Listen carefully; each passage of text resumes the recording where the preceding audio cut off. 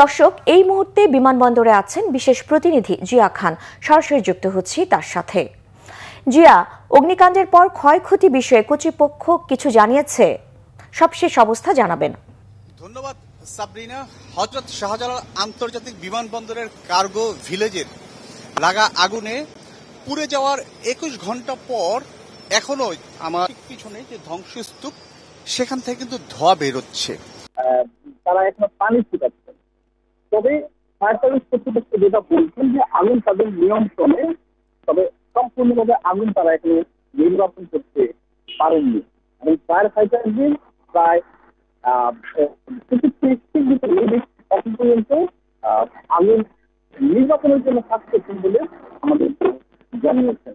এবং সকাল থেকে কিন্তু আজকে কারণ ভিলেজের সামনে এসে ভিড় করেছেন ভোক্তভোগীরা, এবং তারা যে দাবি করেছেন তারা যে অগ্নিকাণ্ডের ঘটনায়, এবং যারা রপ্তানির কারক যারা রয়েছেন তারা আমাদেরকে বলেছেন যে তাদের এখানে পোশাকের বিভিন্ন পণ্য সহ ফার্মাসিউটিক্যালস অর্থাৎ স্বাস্থ্যের বিভিন্ন ধরনের ওষুধ এবং খুবই জরুরি পণ্য সামগ্রী ছিল, যেগুলো সব আগুনে পুড়ে একেবারে ধ্বংস হয়ে গিয়েছে। এবং তারা যেটা দাবি করেছেন যে এর প্রভাবটা যেমন পোশাক খাতে পড়বে, পাশাপাশি আমাদের স্বাস্থ্য খাতে কিন্তু একটা ব্যাপক ধরনের প্রভাব অর্থাৎ ধাক্কা লাগবে এবং সাধারণ মানুষ এর ভিকটিম হবেন।